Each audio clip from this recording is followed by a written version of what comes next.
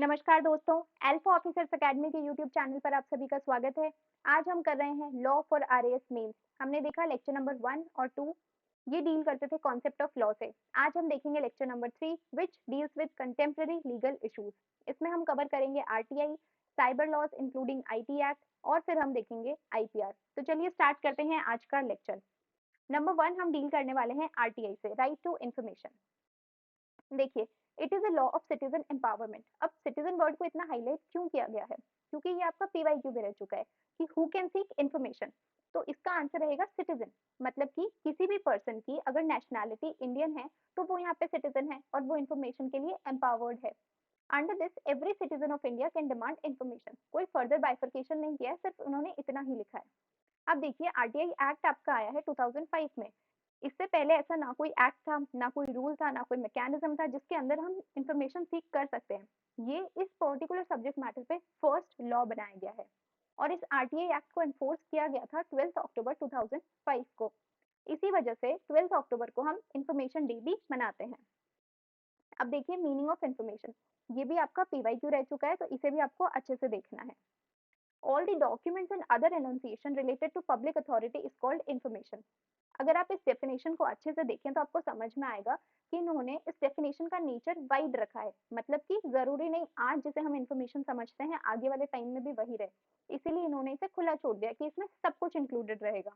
जैसे कि कोई भी document, record, memo, press release, email, office order, log book या कोई भी इंफॉर्मेशन जो कि डिजिटल फॉर्म में है। अब ये एक बहुत ही अच्छा स्टेप था क्योंकि in today's day and as हम देख रहे हैं हर चीज इंटरनेट पे है। ऐसे में अगर डिजिटल दुनिया को कवर नहीं किया होता तो जस्टिस ही नहीं होता आरटीआई एक्ट के साथ। इसीलिए ये एक अच्छा स्टेप था। अब देखिए, राइट में क्या क्या इंक्लूडेड है, क्या क्या कर सकते हैं। कोई भी फाइल एग्जामिन कर सकते हैं, डॉक्यूमेंट एग्जामिन कर सकते हैं, हम लोग नोट्स एक्सट्रैक्ट कर सकते हैं, सर्टिफाइड कॉपीज ले सकते हैं। ये सबसे इंपॉर्टेंट चीज है इसका, one of the important, not सबसे इम्पोर्टेंट। क्या होता है, जैसे मान लीजिए आपका कोई मकान है, अब उसका कोई पट्टा था वो खो गया है आपसे। अब ऐसे में अगर आपको कहीं पे प्रूफ करना है तो आप कैसे करेंगे? आप उस कंसर्न डिपार्टमेंट में आरटीआई फाइल करेंगे और अपने पट्टे की कॉपी लेंगे और फिर आप प्रूफ करेंगे कि मैं ही इसका ओनर हूँ या मेरे पास ही इसके सारे राइट्स हैं। इस तरीके से ये काफी यूज आता है। फिर आता है obtaining certified samples of material being used in government work. ये ट्रांसपेरेंसी रखने के लिए again one of the important factors. क्योंकि जब भी गवर्नमेंट का कोई काम हो रहा होता है तो जनरली करप्शन के चांसेस रहते हैं। तो ऐसे में इसको ट्रांसपेरेंट रखा गया है कि किसी भी थर्ड पर्सन को लगता है कि यहाँ पे चांसेस हैं करप्शन के, या फिर ठीक से मटेरियल यूज नहीं हो रहा है किसी बिल्डिंग को बनाने में, या किसी डॉक्यूमेंट में हेराफेरी हो सकती है, तो ऐसे में वो डिमांड कर सकता है इन्फॉर्मेशन अंडर आरटीआई। फिर है ऑब्टेनिंग हार्ड कॉपी और soft copy of electronic information. तो देखिए इन्होंने कितना यूजफुल बना दिया है इसे, और इजी भी कि हार्ड कॉपी भी है और सॉफ्ट कॉपी भी है। अब है प्रोसेस ऑफ एप्लीकेशन। इसे समझने के लिए आप देखिए कि जब इसे बनाया गया था तो एक ऑर्डिनरी प्रूडेंट इंसान को ध्यान में रखते हुए बनाया गया था, क्योंकि जरूरी नहीं है सबको इन्फॉर्मेशन सीख करना हो। जिसको भी उन्हें पता हो कि एप्लीकेशन कैसे फाइल होती है, उन्हें कोई पर्टिकुलर फॉर्मेट पता हो, या फिर उन्हें अच्छे से पढ़ना लिखना आता हो। इसीलिए हर एक इंसान को ध्यान में रख के इसे बनाया गया है और बहुत ही इजी प्रोसेस रखा गया है। फर्स्ट ऑफ ऑल रिटर्न होना चाहिए, आपको लिख के ही देना है। अगर आपको लिखना नहीं आता है तो फिर आप जाके इंफॉर्मेशन ऑफिसर से बोलेंगे, वो आपके लिए लिख देंगे। कोई स्पेसिफिक फॉर्मेट नहीं है, अगर कुछ ऊपर नीचे भी लिखा है तो चल जाएगा। बहुत ही नॉमिनल सी फीस रखी गई है, 10 रुपीज। अगर आप बीपीएल हैं तो वो फीस भी नहीं लगेगी आपकी। बेस्ट थिंग इज कि आपको रीजन बताना जरूरी नहीं है, आप क्यों मांग रहे हैं वो इन्फॉर्मेशन।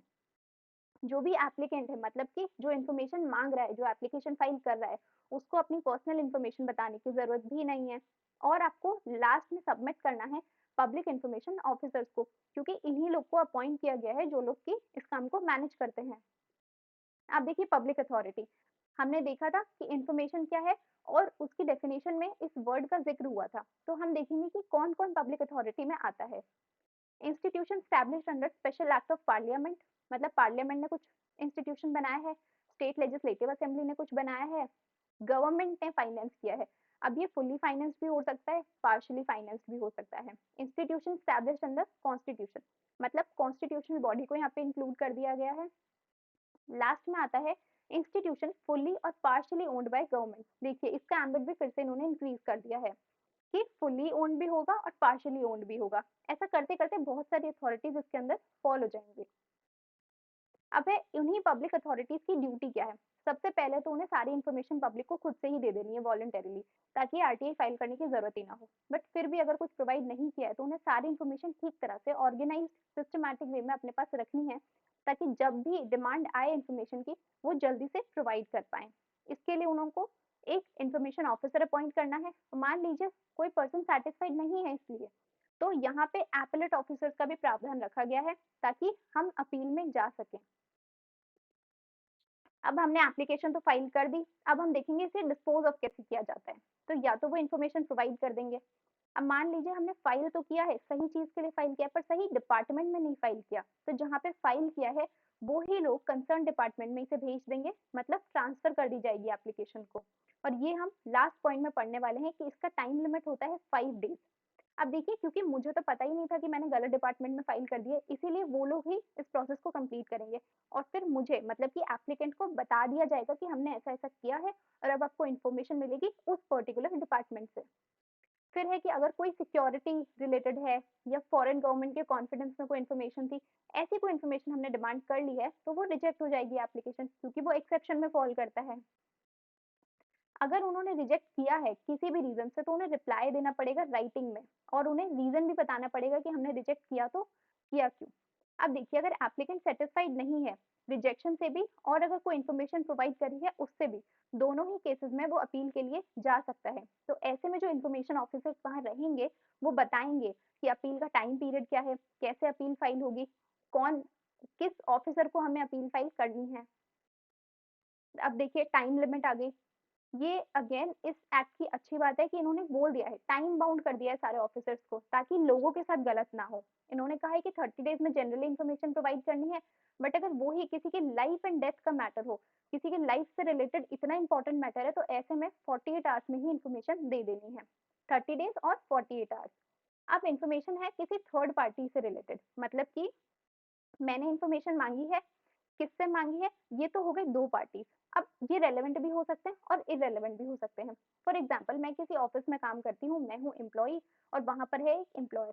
तो अगर मैं कोई इन्फॉर्मेशन मांग रही हूँ या वो मुझसे कोई इन्फॉर्मेशन मांग रहे हैं रिगार्डिंग ऑफिस, तो ये होती है रेलेवेंट। तो यहाँ पे मैं हूँ फर्स्ट पार्टी या वो है सेकंड पार्टी, या वाइस वर्सा। यहाँ पे अगर कोई थर्ड पर्सन जो इस ऑफिस में काम नहीं करता है वो इन्फॉर्मेशन मांग रहा है, तो वो हो गया यहाँ पे थर्ड पार्टी। तो ऐसे में एडिशनल टाइम रहेगा 10 डेज का। 30 + 10 हो गया 40 डेज। अगर ट्रांसफर हुई है तो इसका हम 5 डेज का टाइम देख चुके हैं, मतलब 30 + 5 35 डेज। अब देखिए थर्ड पार्टी। वैसे तो मैंने आपको एग्जाम्पल से क्लियर कर दिया, बट ये आप अच्छे से करिएगा, क्योंकि पीवाईक्यू में भी पूछा गया था और रिपीट होने के चांसेस तो हैं ही। If information is requested by any person, organization other than the citizen, then they will be considered as third party. या फिर if information about other person or organization is requested from public authority, then such person or organization will be considered as third party. ये थोड़ा सा आपको tricky लग रहा होगा, पर अगर आप खुद के वर्ड्स में वो लिखेंगे जो मैंने आपको समझाने की कोशिश की है, तो वो भी ठीक है, क्योंकि बात तो एक ही है। फिर है कौन कौन सी इन्फॉर्मेशन नहीं मांगी जा सकती। हमने अभी देखा था कि इन्फॉर्मेशन रिजेक्ट कर दी जाएगी, तो वो क्यों रिजेक्ट की जाएगी, सिर्फ इन्हीं ग्राउंड्स पे। नंबर वन, सोवरेनिटी, इंटेग्रिटी और सिक्योरिटी, मतलब कि हमारी कंट्री के इंटेग्रिटी, सोवरेनिटी और सिक्योरिटी को अगर कुछ हार्म कर रहे हैं इन्फॉर्मेशन, तो वो नहीं देंगे। या फिर अंडर लॉ प्रोहिबिटेड है, या फिर कोर्ट ने प्रोहिबिट कर दिया है। फिर है कोई भी इंफॉर्मेशन जो इन्फ्रिंज कर रही है प्रिविलेजेस ऑफ पार्लियामेंट या स्टेट असेंबली, कोई भी डॉक्यूमेंट है जो कैबिनेट के हैं। Information resulting in infringing of copyright, तो देखिए इन्फ्रिंजमेंट ऑफ कॉपीराइट तो खुद में ही एक रॉन्ग है, सिविल रॉन्ग है, या फिर इसके लिए पनिशमेंट भी हो सकती है अगर आप अलग एक्ट में फाइल करें, तो ये तो गलत हो जाएगा। फिर है information covered by official secrecy act. आप जानते हैं कि यहाँ पे तो सारी ही कॉन्फिडेंशियल इन्फॉर्मेशन होती है, तो वो तो शेयर नहीं की जा सकती है। फिर है information affecting trade competitiveness of business activity. ये आप आईपीआर में देखेंगे कि ट्रेड सीक्रेट करके एक आईपीआर होता है, जहाँ पे हम नहीं प्रोवाइड कर सकते इन्फॉर्मेशन। लास्ट में है security and investigating agencies are out of the purview of RTI. ये तो होना भी चाहिए, जैसे आपने देखा होगा आरएनएडब्ल्यू का, बहुत सारी चीजें हमें नहीं पता होनी हो, ना हमें पता होती और ना ही हमें पता होनी चाहिए, क्योंकि ये पब्लिक वेलफेयर के लिए ही इम्पोर्टेंट होता है। अब देखिए, यहाँ पर आपका एक पीवाईक्यू था कि कोई इन्फॉर्मेशन है जो कि in confidence of foreign government है, तो क्या वो आरटीआई के अंदर हमें प्रोवाइड करनी चाहिए पब्लिक को या नहीं। तो इसका आंसर होगा कि हमें प्रोवाइड नहीं करनी चाहिए, क्योंकि क्वेश्चन ने खुद में ही लिख दिया था कि in confidence with foreign government. तो जहाँ पे कॉन्फिडेंशियलिटी की बात आ गई है, दैट मीन्स ये पब्लिक डोमेन में अवेलेबल नहीं होनी चाहिए। अब है अपील। हमने देखा था कि हमने पहले इन्फॉर्मेशन ऑफिसर से मांगी इन्फॉर्मेशन, या तो उन्होंने रिजेक्ट कर दी या हम सैटिस्फाइड नहीं है, दोनों ही केसेस में हम फाइल कर सकते हैं अपील। अब हम रीजंस देखते हैं अपील के। इन्फॉर्मेशन प्रोवाइड नहीं करी, डिले कर दिया, टाइम लिमिट से ज़्यादा लगा दिया, या गलत इन्फॉर्मेशन दे दी, या बिना मतलब रिजेक्ट कर दिया, या फिर हमसे एक्स्ट्रा चार्जेस मांग लिए। क्या चार्जेस थे? 10 रुपए थे। अगर ज़्यादा मांग रहे हैं तो क्यों मांग रहे हैं, क्योंकि इतना तो लिखा हुआ ही नहीं है। तो ऐसे में हम कंप्लेंट फाइल कर सकते हैं अगेंस्ट द इंफॉर्मेशन ऑफिसर। और किसको फाइल करेंगे? एपेलेट ऑफिसर को। 30 डेज का टाइम लिमिट है। अब देखिए, इन्फॉर्मेशन देने का टाइम लिमिट भी यही था और अपील फाइल करने का टाइम लिमिट भी यही है। अब अगर हमें एपेलेट ऑफिसर से भी अच्छा रिस्पॉन्स नहीं मिलता है तो इसके अगेंस्ट भी हम अपील फाइल कर सकते हैं। किसको फाइल करेंगे? State information commissioner. इस अथॉरिटी को आप ध्यान रखिएगा, स्टेट इंफॉर्मेशन कमिश्नर। कितने दिन में फाइल करनी है? 90 डेज में। अब क्या होगा, हमने ऑलरेडी 2 बार फाइल कर दिया है, मतलब इंफॉर्मेशन ऑफिसर से एपेलेट ऑफिसर को और फिर है स्टेट इंफॉर्मेशन ऑफिसर में। मतलब कि अब तक तो हमारी प्रॉब्लम सॉल्व हो ही जाएगी और ये है लास्ट अथॉरिटी। इसके बाद कोर्ट से बात नहीं सुनी जाएगी, क्योंकि ऑलरेडी एक कम्बसम प्रोसेस यहाँ पे हो गया है। तो इन्होंने जो डिसाइड किया है वो फाइनल रहेगा। अब है पेनल्टी। अगर आपने नहीं दिया तो आप पे क्या पेनल्टी चार्जेस होंगे? ₹250 पर डे। हर दिन आपको ₹250 बढ़ते रहेंगे डे बाय डे, जैसे ही आप टाइम लिमिट से एक्स्ट्रा कर रहे हैं। पर ये जो मैक्सिमम पेनल्टी है ना, वो 2500 से ज़्यादा नहीं होगी। मतलब कि अगर आपने 10 दिन तक इन्फॉर्मेशन नहीं प्रोवाइड की तो आपकी हो जाती है टाइम लिमिट इतनी, पर ऐसे में फिर आप अपील फाइल कर सकते हैं। अब हमने देख लिया आरटीआई क्या होता है। अब हम देखेंगे सेकंड नंबर, वो है साइबर लॉज। तो देखिए, अगर मैं छोटा सा नॉर्मल आपको एग्जांपल दूं, जहाँ पे इंटरनेट या कंप्यूटर इंक्लूडेड होता है, वो सारे आपके होते हैं साइबर क्राइम्स। क्योंकि नॉर्मल कोई क्राइम हो रहा है, किसी ने किसी को चाकू मार दिया, ये है सिंपल क्राइम। पर वहीं पर अगर इंटरनेट इन्वॉल्व था, मतलब कि मैंने किसी को बोला है, किसी को एक्सटॉर्ट किया है, फिर उसने जाके चाकू मारा है, उससे पैसे लिए हैं, फिर मुझे ऑनलाइन ट्रांसफर किया है, तो यहाँ पे किसी ना किसी वजह से इंटरनेट इंक्लूड हो गया, तो ये साइबर क्राइम की कैटेगरी में भी फॉल करेगा। पर सिर्फ कुछ ऐसे क्राइम्स होते हैं जो कि सिर्फ और सिर्फ कंप्यूटर पे ही हो पाते हैं, तो आज हम उनको अच्छे से डील करेंगे। हमें ज़्यादा कॉम्प्लिकेटेड चीज़ें नहीं पढ़नी है, क्योंकि वो पूछा भी नहीं जाता है। देखिए, आजकल के टाइम पे ये इतना मैटर ऑफ कंसर्न क्यों है? क्योंकि दिन ब दिन ऐसी चीज़ें बढ़ती जा रही हैं। ये ग्लोबल इशू है, सिर्फ इंडिया में नहीं है, हर जगह पर है। कोई भी इंसान कहीं पर भी बैठे हुए एक छोटे से इंटरनेट सोर्स या छोटे से कंप्यूटर के साथ, छोटे से फ़ोन के साथ भी ये कर सकता है। कोई फेस और आइडेंटिटी की ज़रूरत नहीं होती, ना ही हमें पता लगता है कब क्या काम हो जाएगा, पता ही नहीं लगेगा, बहुत फास्ट होता है। बहुत सारे लोगों को एक ही बार में अटैक किया जा सकता है। इसका एक एग्जांपल है सलामी अटैक, हम अभी पढ़ेंगे आगे। तो एक पर्सन बैठा हुआ बहुत सारे लोगों को डायरेक्टली अटैक कर सकता है। अब क्या होता है, जब भी साइबर लॉ की बात होती है, साइबर क्राइम की बात होती है, जनरली ये जुरिस्डिक्शन से बाहर होते हैं। आप सोचिए, इंडिया की टेरिटरी में क्या है, पूरा इंडिया आ जाएगा या उसके टेरिटोरियल वाटर्स आ जाएंगे, पर जरूरी नहीं है ना कि कोई पर्सन जो यूएसए में बैठा हो वो भी तो यहाँ पे साइबर क्राइम का कोई अटैक कर सकता है, पर हमारा जुरिस्डिक्शन तो वहां तक जाता ही नहीं है। इसके लिए हमें बहुत सारी ट्रीटीज भी बनानी पड़ी हैं, तो इसीलिए जनरली ये जुरिस्डिक्शन से बाहर रहते हैं। और इन क्राइम को यूज किया जा सकता है किसी और क्राइम के साथ भी। अब हम कुछ मोस्ट कॉमन साइबर क्राइम्स देखेंगे। सबसे पहले है क्रिमिनल हैकिंग। तो हैकिंग तो जनरल आपने सुना ही होगा। Hacking means breaching security of a computer and extracting important information. किसी और का कंप्यूटर था, आपने ब्रीच कर ली उनकी सिक्योरिटी, पासवर्ड हैक कर लिया आपने, उसमें लॉग इन किया और बहुत सारे इंपॉर्टेंट इन्फॉर्मेशन निकाल लिया, डिलीट कर दी। बट वही अगर गुड ऑब्जेक्टिव के लिए हो तो वो एथिकल हैकिंग होती है। जनरली हमारी गवर्नमेंट यही फॉलो करते हैं। फिर है सलामी अटैक, जो मैंने अभी आपको बताया था। इसमें क्या होता है, लार्ज नंबर ऑफ पब्लिक को एक साथ अटैक किया जा सकता है। फॉर एग्जाम्पल, कोई पर्सन है, उसने 1 लाख लोगों के अकाउंट से सिर्फ एक एक रुपया निकाला। अब इन लोग को तो क्या लगा, 1 रुपया ही तो है, जाने दो, इतनी बड़ी बात नहीं है। इतना हम नॉर्मली ध्यान नहीं देते हैं अगर बहुत ही छोटा अमाउंट है तो। पर उस पर्सन के पास तो 1 लाख रुपया आ गए, उसने तो डायरेक्टली 1 लाख लोगों को हार्म कर दिया है ना। यहाँ पर यही चीजें हैं, ये अननोटिस रह जाती हैं क्योंकि बहुत ही स्मॉल अमाउंट रहता है और बहुत लोग इसे रिपोर्ट भी नहीं करते हैं। इसीलिए ऐसे अटैक्स बढ़ रहे हैं, क्योंकि लोग ध्यान ही नहीं देते हैं। इसका एग्जांपल मैं आपको बता चुकी हूँ। अब है फिशिंग और विशिंग। ये दोनों सेम ही चीज है, सिर्फ इतना सा डिफरेंस है कि फिशिंग में यहाँ पे टेक्स्ट मैसेज पे बात होती है और विशिंग में यहाँ पे कॉल किया जाता है।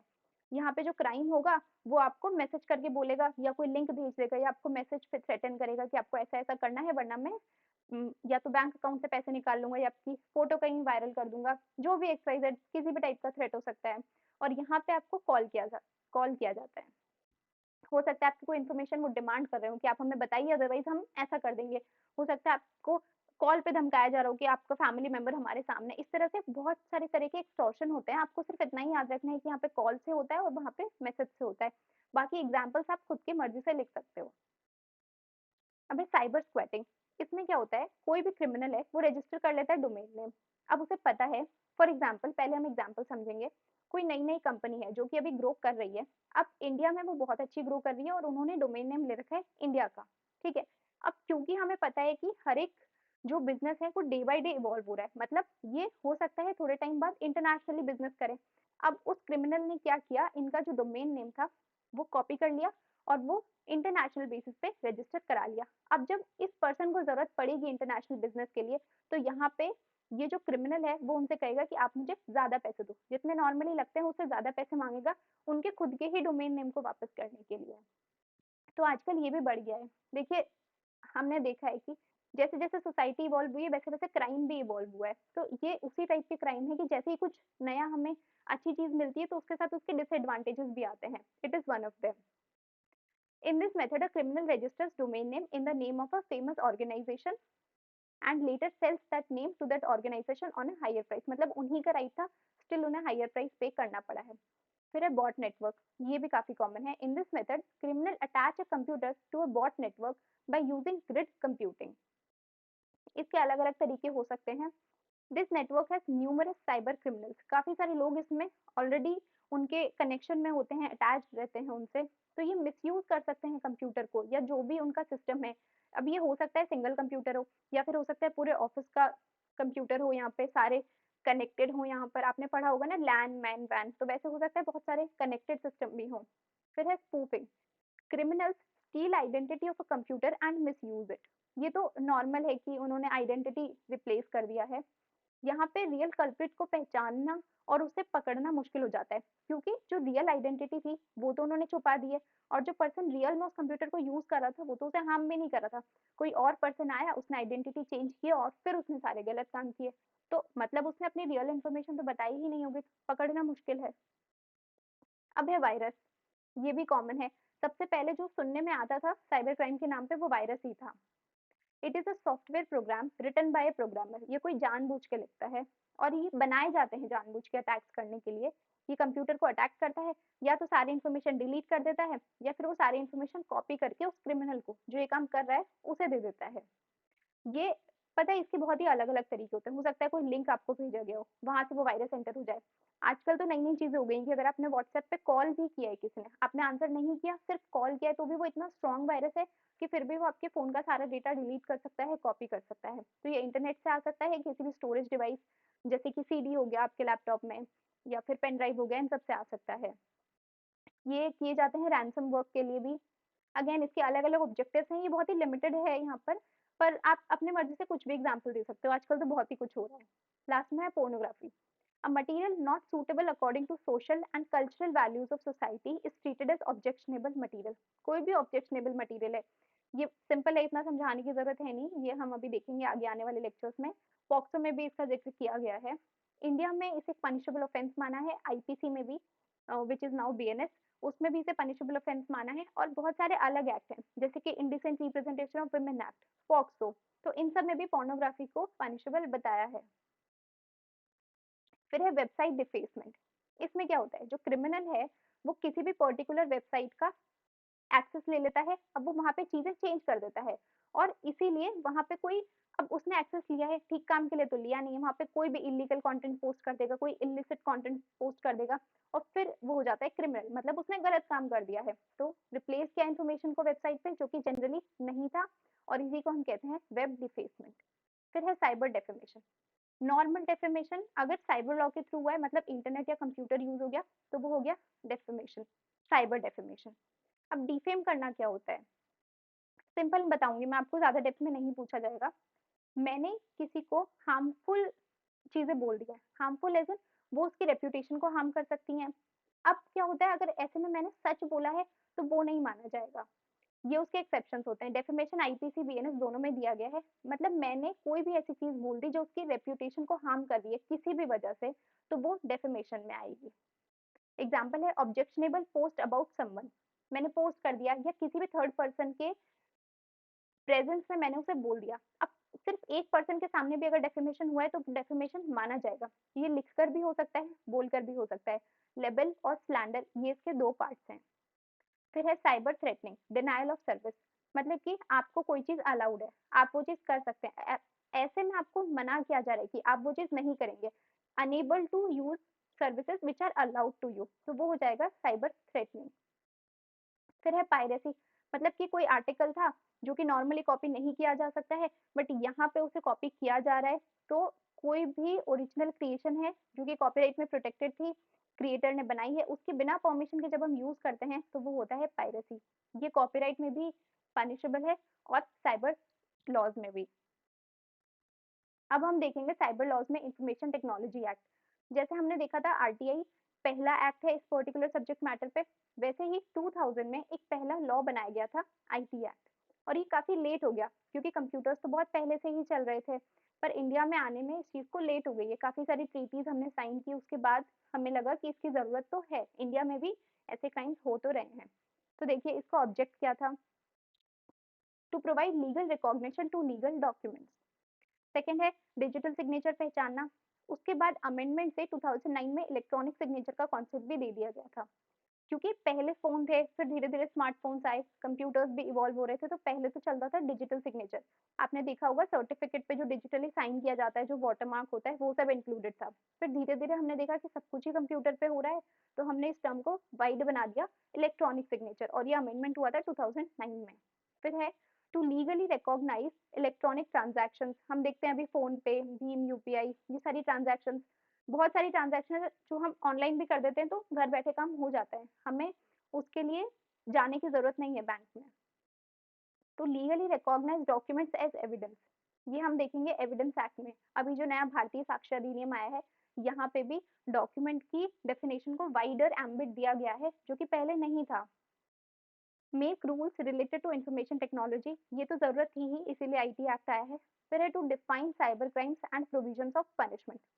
क्योंकि क्या होता है इंडिया में, अगर कोई पर्टिकुलर क्राइम आपने किया पर वो एज अ क्राइम डिस्क्राइब भी नहीं है, मेंशन भी नहीं है, तो फिर उसकी आपको पनिशमेंट नहीं मिल सकती। तो अगर आपको किसी को पनिश करवाना है तो वो चीज एज अ क्राइम मेंशन होना जरूरी है। इसीलिए साइबर क्राइम को डिफाइन किया गया और पनिशमेंट के प्रोविजन दिए गए, ताकि ये एक्ट जब एनफोर्स होगा उसके बाद अगर किसी पर्सन ने वो काम किया है तो उसे पनिशमेंट मिल सके। अब है स्कोप, ये पूरे इंडिया में लगता है, पर इसका प्रॉब्लम है कि ये सिर्फ इंडिया में ही लगता है। अब देखिए कोई इंडियन पार्लियामेंट ने बनाया तो वो इंडिया में ही लगेगा, पर फिर भी हमें इसका जुरिस्डिक्शन बढ़ाने की जरूरत है, और ये होता है बहुत सारी ट्रीटी साइन करने से, ताकि हम आपस में बात कर सके, ताकि जो जुरिस्डिक्शन का प्रॉब्लम है वो सॉल्व हो सके। It is applicable even if criminal is located out of India and committed crime in India, ये इसका एक्सेप्शन है। ये आपके सेक्शन 4 आईपीसी में भी दिया गया है कि मान लीजिए कोई कंप्यूटर रिसोर्स है, वो आपका इंडिया में लोकेटेड है, पर कोई पर्सन है वो बाहर है, अब उसने अटैक किया है कोई भी इंडियन सोर्स को, तो ऐसे में वो लाइबल रहेगा। ऐसे में इस एक्ट का स्कोप है कि हम उसको पकड़ सकते हैं, पर अगर उसका पता नहीं लगता है तो प्रॉब्लम हो जाती है। फिर है फर्स्ट टाइम साइबर क्राइम्स पर कंप्लीटली डिफाइंड, यही एक्ट है तो इसी में डिफाइन किया गया था। अगर कोई इलेक्ट्रॉनिक इन्फॉर्मेशन चुरा रहा है तो उसके भी प्रोविजन दिए गए हैं। कोई डिजिटल सिग्नेचर का मिसयूज कर रहा है या इलेक्ट्रॉनिक सिग्नेचर का मिसयूज कर रहा है, वो भी बताया गया है। अगर कोई इलेक्ट्रॉनिक इक्विपमेंट चुरा रहा है या फिर कोई नॉर्मल उसने इक्विपमेंट खरीदा है, चुराए हुए को खरीदा है, तो ये सारी चीजें अगर हमें बाय कंप्यूटर पता लग जाती हैं तो वो सब इसमें इंक्लूडेड रहेगा। इसका भी स्कोप इन्होंने डिफाइन नहीं किया है, इन्होंने छोड़ दिया है कि आने वाले टाइम में हो सकता है और चीजें ऐड हो जाए, चीजें इवॉल्व हो जाए, तो वो सब भी इसमें इंक्लूडेड रहेगा। अब है साइबर टेररिज्म। जैसे अभी हमने देखा था हैकिंग हो गया, स्पूफिंग हो गया, फिशिंग विशिंग, वैसे ही होता है साइबर टेररिज्म। मतलब कि टेररिज्म जहाँ पे इंटरनेट या कंप्यूटर इंक्लूडेड हो वो हो गया साइबर टेररिज्म, विच में cause a threat to unity, integrity and sovereignty of India. ये हमारी कंट्री के अगेंस्ट काम करता है इसमें। अब हम आईटी एक्ट के कुछ इंपॉर्टेंट सेक्शंस देख लेते हैं। देखिए ये इसकी पनिशमेंट है, ये आपको याद ही करनी पड़ेगी, समझाने का कुछ है नहीं। Section 65 talks about tempering source document, 66 talks about hacking. अब ये देखिए 66 में भी पार्ट्स किए गए हैं, इसको बाद में ऐड किया गया था पब्लिशिंग ऑफेंसिव इंफॉर्मेशन। अब ऑफेंसिव किसी भी टाइप से हो सकती है, receiving stolen computers, using password of others, cheating करनी है हमें कंप्यूटर को यूज करके, publishing private pictures of someone. फिर है साइबर टेररिज्म, ये इंपॉर्टेंट है क्योंकि इसकी जो पनिशमेंट है ये सबसे ज्यादा है इस एक्ट में। हमने देख लिया आरटीआई, हमने देख लिया साइबर लॉस। अब हम देखेंगे लास्ट टॉपिक आज का, वो है intellectual property rights. Lecture number 1 और 2 में मैं बार बार आईपीआर की बात कर रही थी, तो वो सब मैंने बहुत ही ब्रीफ में बताया था। आज हम वो सारी चीजें डिटेल में देखेंगे।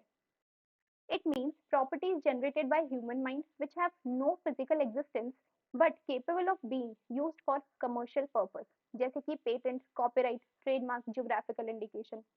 ये सब आप ऑलरेडी जानते हैं, मैंने आपको बताया था। आईपीआर क्या होता है, सिंपल भाषा में अगर हम समझे तो एक आइडिया है जो कि पहले रहता है दिमाग में। जैसे कि या तो मुझे कोई इन्वेंशन करना है, कोई प्रोग्राम बनाना है, या फिर मुझे कोई गाना लिखना है, कोई कॉपीराइट का क्रिएशन हो सकता है, कोई गाना लिखना है, कोई पोएम लिखनी है, वो सब पहले रहता है मेरे दिमाग में, फिर आता है वो फिजिकल एग्जिस्टेंस में। तो जब कोई भी आइडिया जो कि हमारे दिमाग की क्रिएशन है उसे हमने फिजिकल एग्जिस्टेंस में ले लिया, फिर हमने उसे रजिस्टर करवा लिया, तो हम उसे कमर्शियल पर्पज के लिए यूज कर सकते हैं। इसके दो तरीके होते हैं, पहला तो ये कि मैं यूज कर रही हूँ, मुझे इसका फायदा मिलेगा। अब दूसरा ये माना जाता है थोड़ा सा नेगेटिव, कि जब मैं यूज कर रही हूँ मतलब उसकी मोनोपोली है मेरे पास, मैंने उसे मेरे नाम में रजिस्टर करा दिया, दैट मीन्स जो बाकी सारे लोग हैं वो सब इसे यूज नहीं कर सकते। अगर आप रिलेट करेंगे तो आपको फर्स्ट लेक्चर की एक बात याद आ रही होगी कि एक चीज अगर इंक्लूड की है तो बाकी सारी ऑटोमेटिकली एक्सक्लूड हो जाती हैं। वही चीज है यहाँ पे, एक पर्सन को राइट मिल रहा है तो बाकी सबसे वो राइट चला जा रहा है, कि वो इसकी परमिशन के बिना वो सब यूज नहीं कर सकते हैं। IPR are negative in nature, यही बात है, क्योंकि मोनोपोली रहती है, उसके अलावा कोई और यूज नहीं कर सकता, और करना है तो परमिशन लेनी पड़ेगी। अब है कि आईपीआर के प्रोटेक्शन और प्रमोशन के लिए कौन कौन सी ऑर्गेनाइजेशन है, वैसे तो बहुत सारी हैं और डे बाय डे नई नई बनती जा रही हैं, बट ये दो हैं काफी important. Number 1 WTO world trade organisation, और नंबर 2 वीपो वर्ल्ड इंटेलेक्चुअल प्रॉपर्टी ऑर्गेनाइजेशन। देखिए ऐसे अग्रीमेंट्स भी हैं काफी सारे, ट्रिप्स हो गया, trade related aspects to intellectual property rights. अब है ऐसी कन्वेंशन भी हैं जैसे कि यूसीसी यूनिवर्सल कॉपीराइट कन्वेंशन, फिर है बॉन कन्वेंशन। तो ऐसे काफी सारे अग्रीमेंट्स हैं जो कि बनाए जाते हैं इसके अंदर, क्योंकि आईपीआर टेरिटरी से रिलेटेड नहीं है, टेरिटरी से लिमिटेड भी नहीं है, तो इसीलिए जब पूरे वर्ल्ड को हमें एक साथ लेके चलना है तो ऐसे में अग्रीमेंट्स बनाए जाते हैं जो कि हर जगह काम करेंगे। वीपो कब बनाया गया था, 1967 में स्टैब्लिश हुआ था। ये यूएन का ही एक ऑर्गेनाइजेशन है। अब बात करेंगे हम वन बाय वन सारे आईपीआर की। तो नंबर 1 है पेटेंट।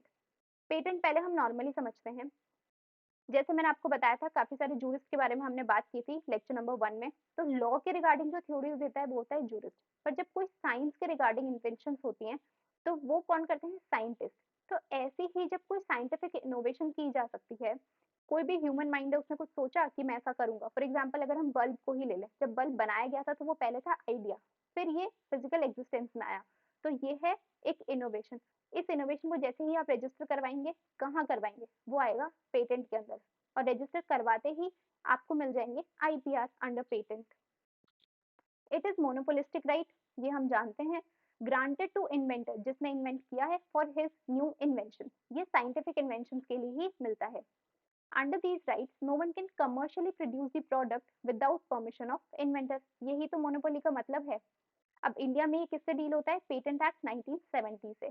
जब एक्ट नहीं बना था मतलब कि 1970 से पहले, तो ये डील होता था ट्रिप्स, जो अग्रीमेंट हमने अभी पहले पढ़ा था, पहले ये डील होता था ट्रिप्स में। अब देखिए दो टाइप के पेटेंट होते हैं, पहला होता है प्रोडक्ट पेटेंट, दूसरा होता है प्रोसेस पेटेंट। प्रोडक्ट पेटेंट मतलब कि पहली बात तो ये अलाउड है इंडिया में, पूरा प्रोडक्ट बन गया है, जब पूरा बन गया उसके बाद हम पेटेंट ले लेंगे।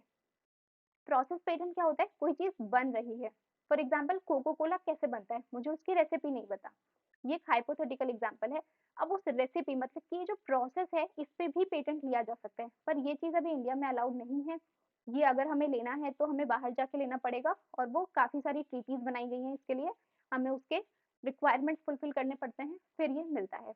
इंडिया में पेटेंट मिलता है 20 ईयर्स के लिए, और उसके बाद हम रिन्यू करवा सकते हैं 5 ईयर्स के लिए। और ऐसे ही फिर रिन्यूअल चलता रहेगा, सो ऑन। फिर है एवरग्रीनिंग ऑफ पेटेंट। हमने देखा पहले कोई इन्वेंशन हुई पर क्या होता है 20 सालों के लिए मिला, फिर रिन्यू हो जाता है 5 सालों के लिए। ये सब तो खुद से ही प्रोसेस चलता रहता है। पर मान लो उसी इन्वेंशन में आपने कुछ नया कर दिया, उसी इन्वेंशन में आपने एक और इन्वेंशन कर दी, उस चीज को और बेहतर बना दिया, बेटर बना दिया, तो ऐसे में आप एवरग्रीनिंग ऑफ पेटेंट ले सकते हैं। If the patent holder makes minor changes in the patent goods and present it as new invention for reobtaining the patent before patent expiry period। मतलब कि 20 साल का पीरियड था, 18 साल ही हुए थे, फिर आपको लगा मैं कुछ चेंज कर सकता हूँ, आपने कर दिया, फिर जाके आपने बोला पेटेंट ऑफिसर से कि देखो मैंने ऐसा ऐसा किया है। अगर वो अग्री होते हैं तो आपको मिल जाएगा, अगर उन्हें ठीक नहीं लगता है, उन्हें लगता है कि ऐसा सच कोई इन्वेंशन था ही नहीं, तो फिर आपको 20 साल खत्म होने से पहले रिन्यू करवाना पड़ेगा, वरना आपका पेटेंट चला जाएगा। बट अगर आपकी चीज अलाउ हो जाती है कि हाँ ये तो नया कुछ किया है, इन्होंने प्रोडक्ट को अच्छा बनाया है, तो फिर आपको मिल जाएगा एवरग्रीनिंग ऑफ पेटेंट। देखिए यही लिखा है कि अगर कोई नई इन्वेंशन उन्हें नहीं लगती है पेटेंट ऑफिसर को, तो वो मना भी कर सकते हैं। अब है कॉपीराइट। इसका भी एग्जांपल हम देख चुके हैं, इसमें सारा आर्टिस्टिक वर्क आता है, जैसे कि कोई भी लिटरेचर हो गया, वर्क हो गया, लिटरेचर वर्क, म्यूजिक, फिल्म, यहाँ पे पोयम, सॉन्ग्स, इसमें ये जो हम सॉफ्टवेयर बनाते हैं उसकी जो कोडिंग होती है वो भी इंक्लूडेड रहती है। कॉपीराइट का एम्बिट भी बहुत बड़ा है, जैसे पेटेंट में सिर्फ और सिर्फ साइंटिफिक इन्वेंशन था, पर कॉपीराइट में बहुत कुछ इंक्लूडेड है। आईपीआर में दो ही चीजें, कॉपीराइट और ट्रेडमार्क, जिनका एम्बिट सबसे बड़ा रखा गया है।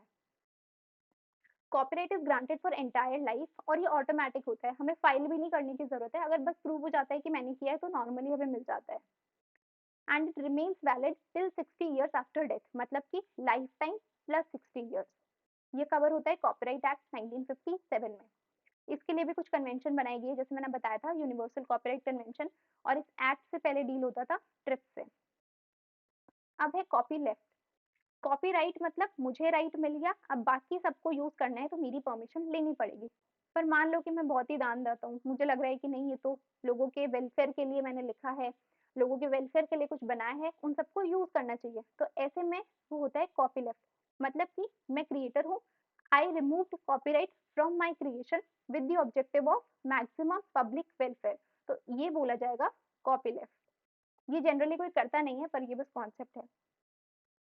अब ट्रेडिशनल नॉलेज, इसके ऊपर भी आईपीआर लिया जा सकता है, पर क्योंकि ये पहले से ही अवेलेबल है, ये किसी एक पर्सन का काम नहीं है, इसीलिए हमने इसे out of the ambit of IPR रखा है।